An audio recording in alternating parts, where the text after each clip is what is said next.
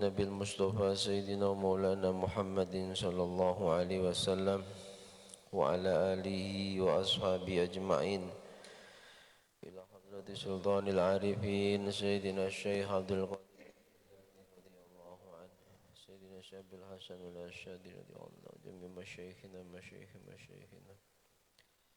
الأحياء منهم والأموات حسن حضرة مجيء علي جودي جي عبد الحميد جي دويسان جي عبد الكريم جي مرزوق داران جي مهرسان جي محمد جميع مشايخ معادل البوية إلى حضرة جميع مؤلف الكتب التي تعلمناها وعلمناها خصوصا سيد الشيخ عبد الله محمد بن عبد الله بن مالك الأندلسي عبد الله محمد سيدنا الإمام محمد بن الشافعي سيد سبي زكريا مشرف الله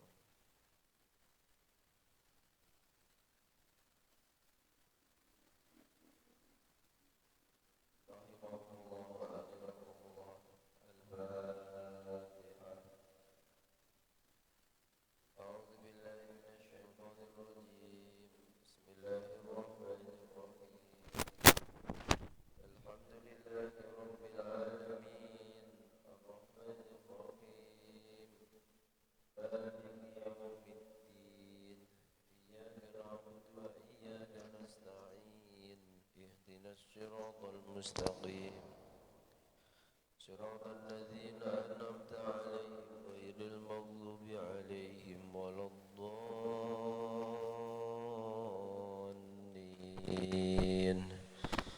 رب اغفر لي ولوالدي وللمؤمنين آمين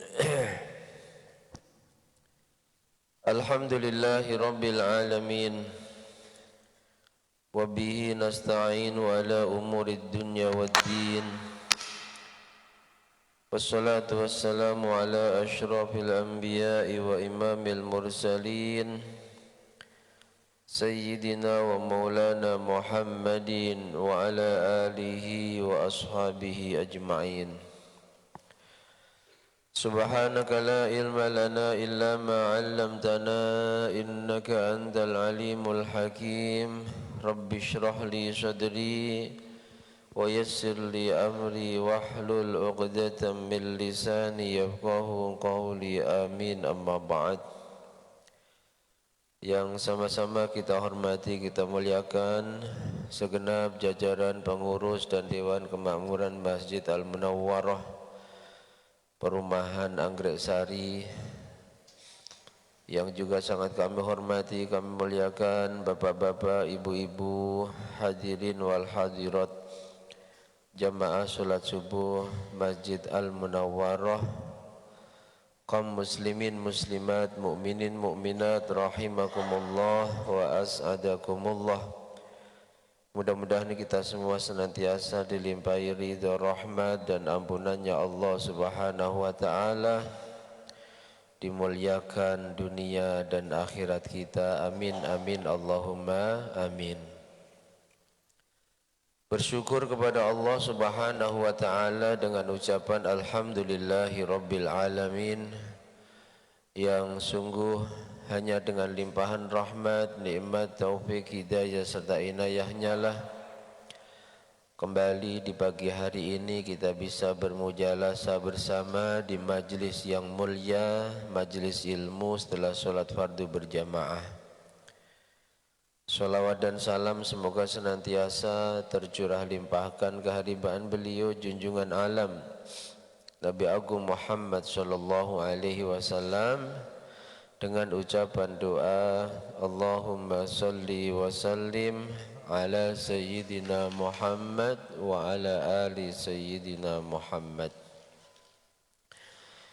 Bapak Ibu hadirin hadirat jamaah sekalian yang dirahmati Allah, mari kita lanjutkan kajian rutin kita Kitab Al-Adhkar karya beliau Al-Imam Abi Zakaria Yahya bin Syaraf An-Nawawi. Bismillahirrahmanirrahim. Qala al-muallif rahimahullahu ta'ala wa nafa'ana bihi wa bi ulumihi wa bi asrarihi wa bi anwarihi fid dharain amin. Warwaina fi sahihi Muslim an Abi Dzar Al-Ghifari. Dan kami Imam An-Nawawi telah meriwayatkan sebuah hadis dari kitab Sahih Muslim. Hadis ini diriwayatkan oleh sahabat Abi Dzar Al-Ghifari radhiyallahu taala anhu. Anna Rasulullah sallallahu alaihi wasallam qaal, sungguh beliau baginda Nabi Muhammad sallallahu alaihi wasallam telah bersabda, yusbihu ala kulli sulama min ahadikum shadaqah. Tiap hari sendi-sendi jari-jari kalian itu bisa bersedekah. Tiap pagi sendi-sendi jari-jari kalian, sulama ada yang maknai al-udhu, seluruh anggota tubuh kalian ini bisa bersedekah. Kullu tasbihatin shadaqah. Tasbih yang kita ucapkan ini pahalanya sama dengan sedekah. Wa kullu tahmidatin shadaqah. Setiap tahmid pujian kalian kepada Allah minimal alhamdulillah itu juga shadaqah. Wa kullu tahlilatin shadaqah. Setiap tahlil kalimat la ilaha illallah yang kalian baca itu juga sedekah. Wa kullu takbiratin sedekah. Setiap kalimat takbir Allahu Akbar juga sedekah. Wa amrun bil ma'ruf, mengajak orang lain untuk melakukan kebaikan, sedekah. Wa nahyun anil munkar, melarang orang lain dari melakukan kemungkaran, ini juga sedekah. Jadi sedekah ini tidak hanya berupa harta saja. Dzikir yang biasa kita ucapkan, entah dzikir tasbih, dzikir tahlil, dzikir takbir, dzikir tahmid, itu pun bisa menjadi sedekah. Kita mengajak orang lain, ayo jamaah, ayo ngaji, itu juga bisa menjadi sedekah. Kita melarang orang lain melakukan kemungkaran, jangan judi dilarang, jangan makan barang riba, jangan bisnis riba, jangan mabuk dilarang, itu pun juga menjadi sedekah. Tapi jangan lalu dengan hadis ini, ya kalau gitu sedekah pakai itu aja Ustaz. Enggak usah pakai harta, ini salah. Yang punya harta ya kecuali sedekah dengan dzikir tasbih dan dzikir-dzikir yang lain, tetap ada tuntutan bahwa harta kita ini pun ada hak orang lain yang harus kita berikan lewat zakat kita yang wajib dan lewat sedekah kita yang sunnah. Ya. Kata Nabi di akhir hadis, yujzi'u min dalika raq'atan tarka'uhuma minad duha. Dan semua itu ini akan kalian dapatkan cukup dengan mengerjakan sholat duha 2 rakaat. Jadi keutamaan sholat duha 2 rakaat, 2 rakaat saja itu sangat banyak. Di antaranya dengan 2 rakaat duha ini, kecuali keutamaan-keutamaan lainnya, kita akan mendapatkan pahala seperti orang yang bertasbih, orang yang bertahmid, orang yang bertahlil, orang yang bertakbir, orang yang beramar ma'ruf dan bernahi mungkar. Orang yang seluruh anggota tubuhnya bersedekah lewat zikir kepada Allah. Makanya jangan tinggalkan ya duha 2 rakaat. Sholat duha ini termasuk sholat yang hampir tidak pernah dilakukan, ditinggalkan oleh Rasulullah.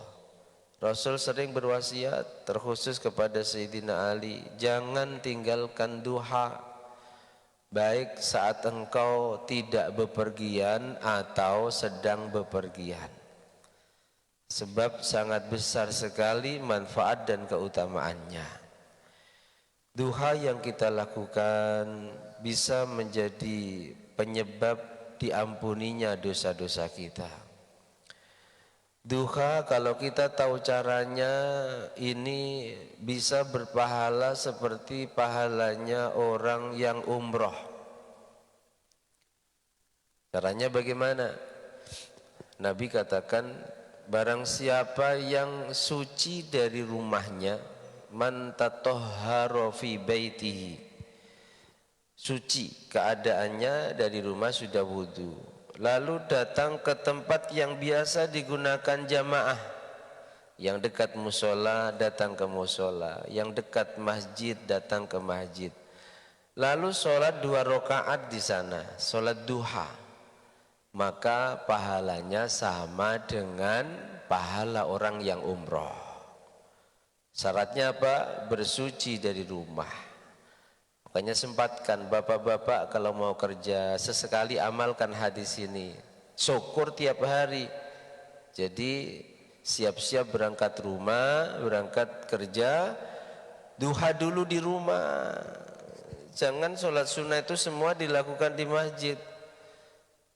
Terangi rumah kalian bis-sholah wa qiraatil Qur'an, dengan melakukan sholat-sholat sunnah serta membaca Al-Qur'an.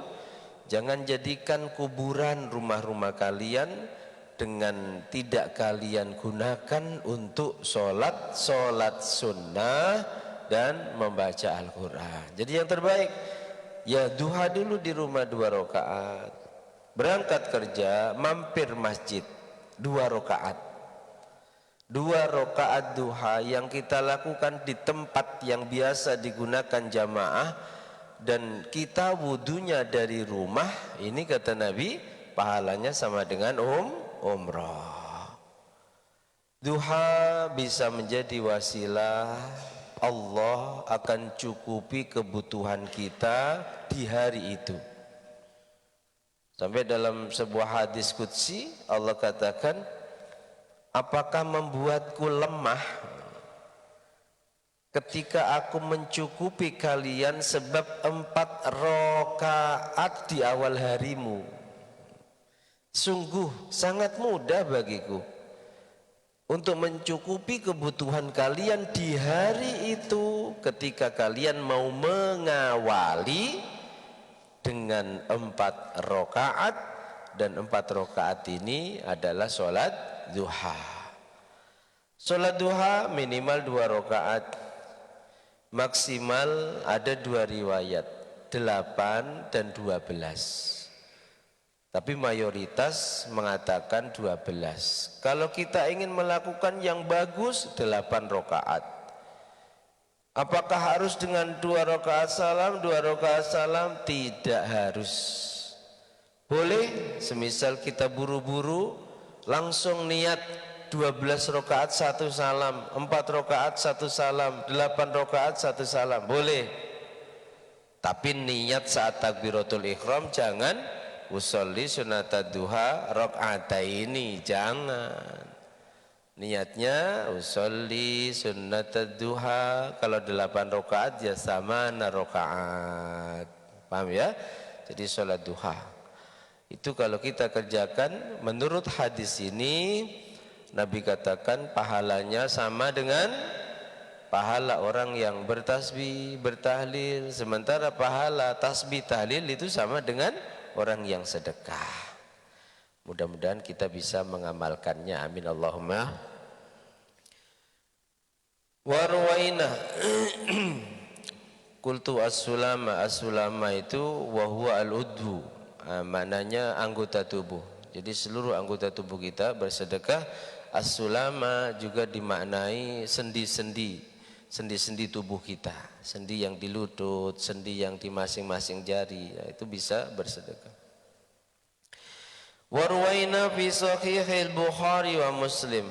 Kami meriwayatkan hadis yang kami ambil kata Imam An-Nawawi dari Sahih Bukhari dan dari Sahih Muslim, an Abi Musa al-Ash'ari, dari sahabat Abu Musa al-Ash'ari radhiyallahu taala anhu, semoga Allah meridhoinya, qala, sahabat Abu Musa al-Ash'ari pernah berkata kepadaku, qala sahabat Abi Musa al-Ash'ari berkata, baginda Nabi Muhammad sallallahu alaihi wasallam ini pernah berkata kepadaku. Apa katanya? Ala adulluka ala kanzin min kunuzil jannah.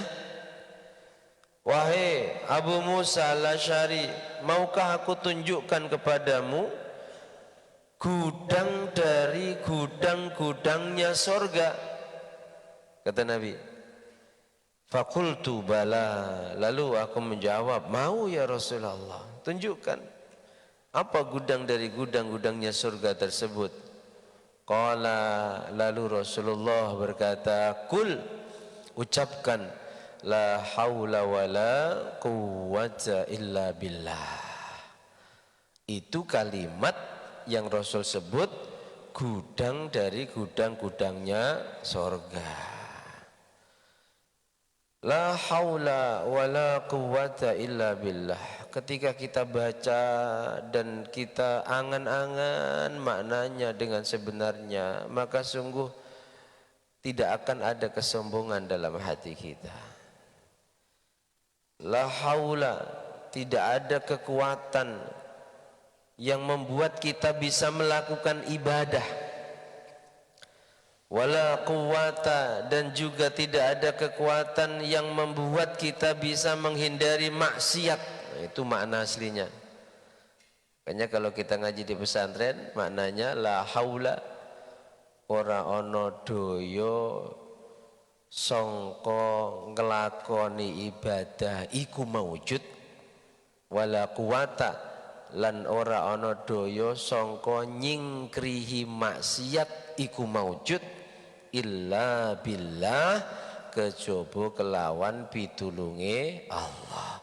Kita bisa datang subuh ini untuk jamaah, dilanjutkan ngaji, bukan kok karena kita sehat, bukan kok karena kita punya waktu luang, bukan kok karena kita tidak tidur, bukan, tapi billahil aliyil azim, semua sebab dapat pertolongannya Allah. Sebab banyak di luar sana yang dia lebih sehat dari kita, umurnya lebih muda dari kita, waktu longgarnya lebih longgar. Ini yang hadir apalagi hari kerja, nanti harus kerja, longgar, dia nganggur nanti seharian.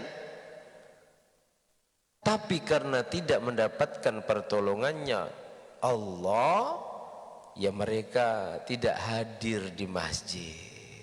Bisa asik dengan tidurnya sehingga subuhnya kesiangan. Atau dia bangun, dia subuhan, tapi dia melakukan hal yang lain. Goes semisal. Salah Ustaz? Enggak. Tapi dia tidak dapat pertolongannya Allah, la haula, untuk melakukan ibadah sebagaimana yang dilakukan oleh lainnya. Wala quwata, dan juga tidak ada kekuatan yang menyebabkan kita mampu menghindari maksiat. Semisal kita sudah berencana bermaksiat, pokoknya tinggal melakukan saja. Sudah di planning sedemikian rupa, yang mau digunakan untuk maksiat pun sudah siap semuanya. Allah enggak berkehendak. Allah gagalkan rencana maksiat kita dengan caranya. Bisa jadi tiba-tiba ngantuk, gak bisa ditahan, tidur akhirnya, gak jadi maksiat. Bisa jadi Allah kasih sakit, dari pagi sampai sore rencana malam maksiat itu sehat luar biasa, tiba-tiba demam mendadak. Ketika kita punya pengalaman seperti itu, berarti kita sedang dijaga oleh Allah dari bermaksiat. Dan Nabi dan Rasul ini selamanya dijaga. Keinginan untuk bermaksiat ada, namanya manusia biasa, tapi selalu digagalkan oleh Allah dengan caranya.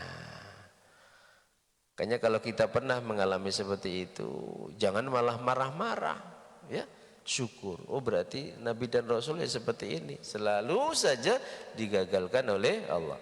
Jadi la haula wala quwwata illa billah, itu maknanya sungguh kita ini enggak punya apa-apa, enggak punya apa-apa. Kita bisa ibadah, kita bisa menghindari maksiat, kita bisa menjaga lisan kita, ini semua billah, sebab mendapatkan pertolongannya Allah. Enggak boleh kita merasa lebih baik dari yang lain, sebab tanpa pertolongannya Allah kita enggak mungkin bisa rutin ngaji, bisa rajin jamaah. Jangan yang sudah rajin jamaah, yang sudah rutin ngaji menganggap mereka yang belum digerakkan hatinya oleh Allah untuk rajin jamaah ikut ngaji, lalu kita kucilkan, kita anggap lebih buruk daripada kita. Jangan, kita bisa melakukan ini semua billah, karena pertolongannya Allah. Kalimat hauqalah namanya, ini manfaatnya banyak. Dalam Tangkihul Qaul Al-Hasis, karya beliau Syekh Nawawi, bukan Imam An-Nawawi, Syekh Nawawi, yang merupakan syarah dari Lubabul Hadis karya Syekh As-Suyuti, ada satu bab khusus menjelaskan tentang keutamaan hauqalah. Di antaranya Nabi itu pernah berkata bahwa orang yang rutin itu berarti tiap hari nggak pernah ditinggalkan, membaca hauqalah 100 kali. La haula wala quwwata illa billah, la haula wala quwwata illa billah. Berapa? 100 kali. Mau diangsur 20 setiap habis sholat, pokoknya jumlah totalnya 100 kali. Istiqomah dikerjakan, kata Nabi, keutamaannya sama dengan membaca surah Al-Waqiah rutin tiap malam. Rutinnya ini yang berat. Ya, kalau membacanya ya setelah dapat ilmu tentang keutamaan Waqiah, keutamaan haqalah kita mampu. Tapi rutinnya ini, jaga istiqomah ini yang berat. Jaga istiqomah ini yang berat. Apa kata Nabi? Tidak akan ditakdir menjadi orang yang fakir dan miskin. Orang yang istiqomah apa? Membaca hauqalah berapa? 100 kali. Istiqomah itu berat. Kalau mau ringan istirahat. Ya. Jadi istiqomah berat, kalau mau ringan istirahat. Ini hadis menjelaskan tentang keutamaan hauqalah, yang kata Nabi lewat hadis ini, beliau katakan hauqalah itu gudang dari gudang-gudangnya surga. Warwaina fi sunani Abi Dawud wa Tirmidzi an Sa'ad bin Abi Waqqas. Dan kami meriwayatkan hadis yang kami ambil dari kitab sunannya Abi Dawud dan kitab sunannya Imam At-Tirmidzi dari sahabat Sa'ad bin Abi Waqqas. Makamnya di mana? Di Cina. Ada Masjid Sa'ad bin Abi Waqqas.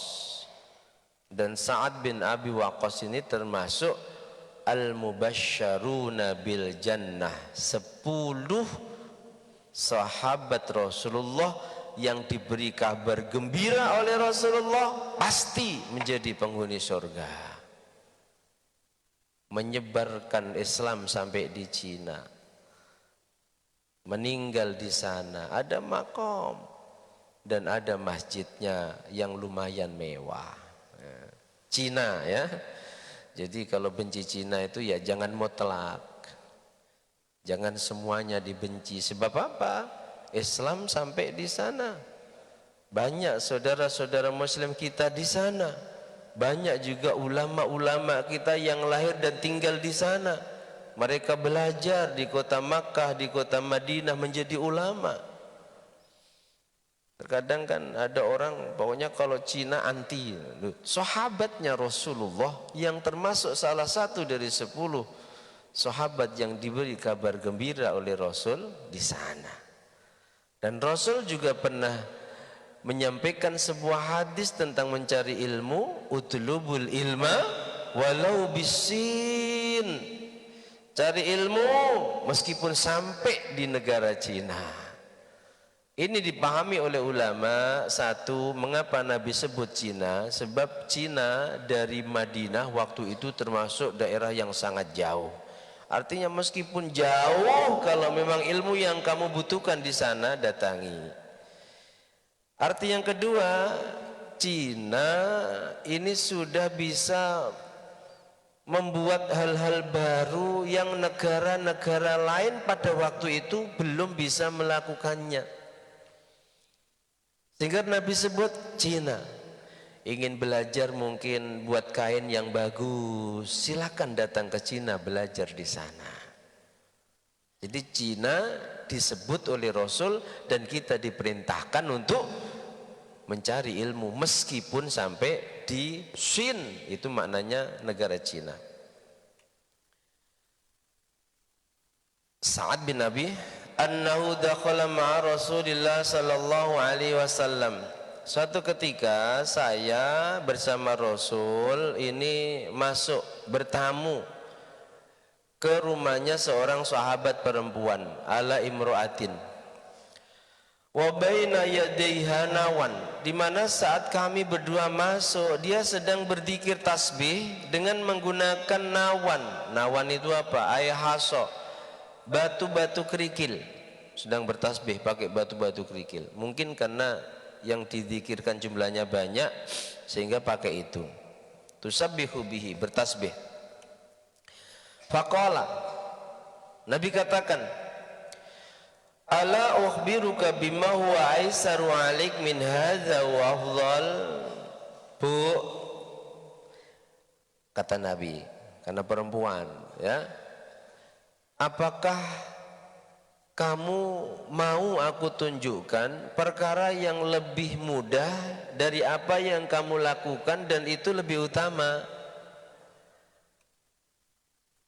Jawab sahabat perempuan itu, bala, mau ya Rasulullah. Faqala, lalu Nabi ajarkan beberapa kalimat. Nabi ajarkan subhanallah adada ma khalqa fis sama, ma khalaqa fis sama. Maha suci Allah sejumlah makhluk-makhluknya Allah yang ada di langit. Wa subhanallah adada ma khalaqa fil ard. Maha suci Allah sejumlah makhluknya Allah yang ada di bumi. Wa subhanallah adada ma baina dzalik. Maha suci Allah sejumlah makhluk yang ada di antara bumi dan langit. Wa subhanallah adada ma huwa khaliqun wallahu akbar misla dzalik. Jadi diajari kalimat tasbih, yang tasbihnya itu artinya saya bertasbih dengan jumlah sama dengan jumlah makhluknya Allah di langit, dengan jumlah makhluknya Allah di bumi, dengan jumlah makhluknya Allah yang ada di antara keduanya, dan dengan jumlah semua makhluk yang Allah ciptakan. Kemudian wallahu akbar sama. Kamu nanti takbir juga begitu. Adada ma khalaqa, adada ma khalaqa fis sama, wa adada ma khalaqa fil ard, wa adada ma khalaqa ma baina dzalik. Walhamdulillah juga begitu. Wala ilaha illallah wala haula wala quwata illa billah, begitu. Itu lebih mudah dan lebih utama, kata Nabi kepada perempuan tadi. Ini ada banyak pelajaran dari hadis ini. Lewat hadis ini menunjukkan bahwa berzikir dengan menggunakan alat itu sudah pernah dilakukan sejak Rasulullah masih hidup. Dan Rasul tidak melarang ada sahabat perempuan berzikir dengan menggunakan kerikil-kerikil di depannya, mungkin karena ingin zikir dengan hitungan yang banyak. Seperti tradisi kita kalau nariahan zaman dulu kerikil, sekarang sudah cetit-cetit atau sudah dijual seperti mutiara-mutiara buatan itu. Nabi lihat itu, coba ada nggak Nabi ngelarang? Nabi ngelarang nggak? Dalam hadis yang saya baca ini loh, ada nggak Nabi melihat sahabat perempuan berzikir dengan menggunakan alat? Zaman sekarang alat bisa elektrik, bisa tasbih. Ada nggak Nabi ngelarang? Loh, kok bengong ini? Ada nggak dalam hadis ini? Jangan kamu melakukan ini bid'ah. Ada nggak kalimat itu? Nggak ada. Berarti kalau nggak ada orang lain melakukan sesuatu dan Nabi tidak melarangnya, maka tergolong sunnahnya Nabi yang disebut dengan sunnah takririyah. Paham? Jadi aneh ustadz-ustadz yang suka membid'ahkan tasbih, zikir pakai tasbih, zikir itu bid'ah. Loh, ini loh dalilnya. Dan dalil yang dipakai ini juga cuma memahaminya, tidak mengikuti bagaimana ulama memahami hadis ini. Kok bisa mereka menyimpulkan melarang? Rasul nggak melarang, tapi Rasul mengajarkan sesuatu yang lebih mudah dan lebih utama dibanding dia repot zikir dengan menggunakan kerikil-kerikil tersebut. Tapi Nabi nggak ngelarang. Nabi ngajarkan sesuatu yang lebih mudah, yang lebih utama. Kalau Nabi nggak ngelarang berarti sunnah. Ada orang lain melakukan sesuatu di depan Nabi dan Nabi nggak ngelarang, berarti itu tergolong sunnah takririyah.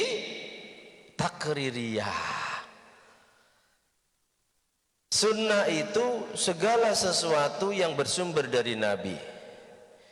Kalau yang berupa ucapan seperti Nabi katakan innamal a'malu binniyat, itu namanya sunnah qauliyah, ucapannya Nabi. Kalau yang Nabi kerjakan, Nabi tidak banyak berucap, tapi Nabi cukup katakan sallu kama ra'aitumuni usalli. Kamu kalau pengen sholat, lihat tata cara aku sholat. Ini namanya sunnah fi'liyah. Kalau Nabi nggak melakukan, ada orang lain melakukan, Nabi juga nggak ngelarang. Ini juga sunnah. Namanya sunnah takririyah.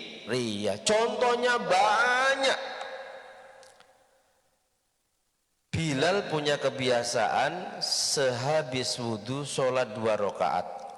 Ini nggak pernah diajarkan Nabi. Nabi juga nggak pernah melakukan. Tapi hebatnya, gara-gara amaliyahnya Bilal yang itu inisiatif dari Bilal sendiri, saat Nabi Isra dan Mi'raj lalu diberi kesempatan masuk ke dalam surga, sandalnya Bilal itu sudah bersuara di sana seperti suara sandal jalan. Rak-rak. Ditanyakan oleh Rasulullah kepada Jibril, itu suara sandal siapa? Itu suara sandal sahabatmu Bilal bin Rabah. Penasaran. Pulang dari Isra dan Mi'raj ditanya, kamu punya amalan apa kok hebat banget, sandalmu sudah lebih dulu masuk surga daripada aku? Nggak ada ya Rasul. Coba, pasti kamu punya. Saya hanya punya amalan, habis wudhu saya selalu sholat 2 rakaat. Berarti ada orang lain melakukan sesuatu yang tidak dilakukan Rasulullah dan juga tidak diajarkan Rasulullah, tapi Rasul tidak melarang. Ini namanya sunnah takrir. Berarti pakai tasbih sunnah takririyah enggak? Ini saja cukup dalilnya. Sahabat Abu Musa al-Asy'ari diajak bertamu oleh Rasulullah, datang kepada seorang sahabat perempuan. Ketika masuk ke rumahnya, sahabat itu sedang berzikir pakai batu. Apakah Nabi langsung tinggalkan itu, bid'ah, haram? Tidak. Tapi Nabi ajarkan sesuatu yang lebih mudah, berarti bukan melarang. Sama dengan masalah perempuan ke masjid. Mereka pasti selalu melarang. Dalilnya sebenarnya sama dengan kita. Kalau kita ngaji kitab-kitab muqaranah, perbandingan madhab. Madhab 4 sepakat bahwa boleh perempuan hadir di masjid. Sepakat ini.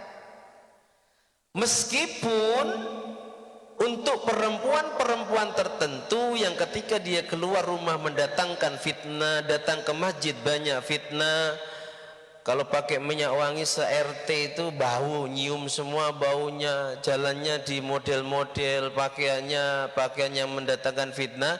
Meskipun untuk perempuan-perempuan seperti ini lebih utama di rumah. Tapi Nabi nggak pernah melarang. Dan kelompok yang suka melarang perempuan ke masjid, dalilnya sama dengan ulama-ulama kita. Apa? La tamna'u nisa'akumul masajid wa buyutuhunna khairun lahunna. Sama. Jangan pernah kalian, perempuan-perempuan kalian ke masjid, jangan.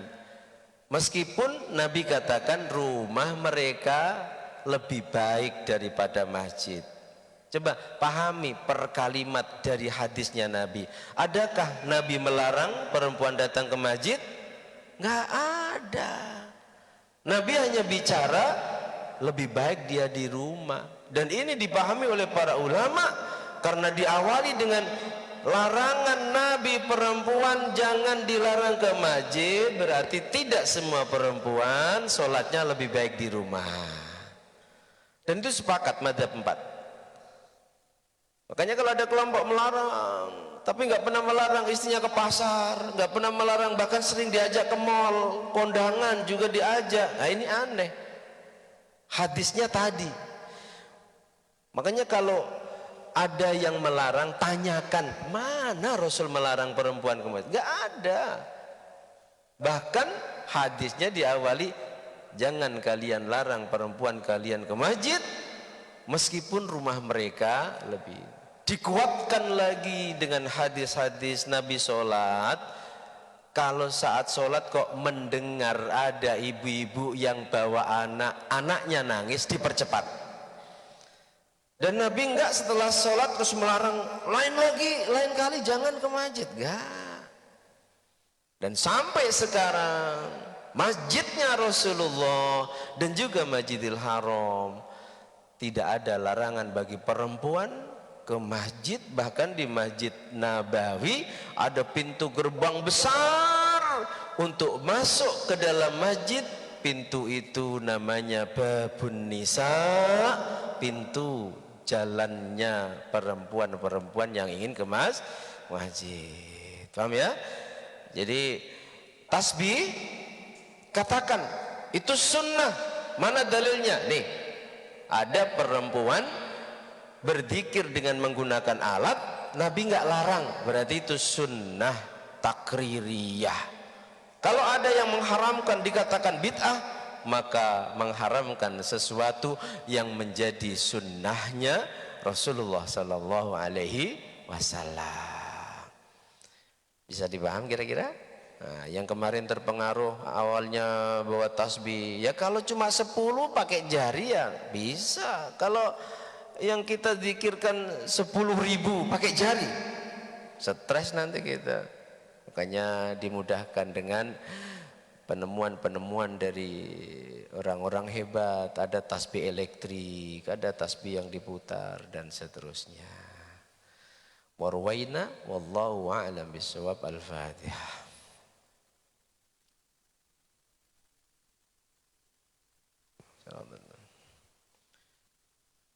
Cukup ya, enggak ada tanya jawab. Bismillahirrahmanirrahim. Alhamdulillahirabbil alamin. Shallallahu ala sayyidina. Ij'al jam'ana hadza ya Allah jam'an marhuma, jal tafarruqana min ba'dihi tafarruqan ma'suma. Allahumma anfa'na ma 'allamtana, 'allimna ma yanfa'una, zidna ilman nafi'a wa 'amalan shalihan. Allahumma arinal haqqa haqqan warzuqna ittiba'an. Wassallallahu ala sayyidina Muhammad wa alihi wa sahbihi wa sallam. Alhamdulillahi rabbil alamin. Bismillahirrahmanirrahim. Wal 'asri innal insana lafi khusrin illa alladhina amanu wa 'amilus solihati wa tawassaw bil haqqi wa tawassaw bis sabr. Subhanakallahumma bihamdika asyhadu an la ilaha illa anta astaghfiruka wa atubu ilaik. Ada kurang dan lebihnya mohon maaf. Wal afu minkum. Assalamualaikum warahmatullahi wabarakatuh.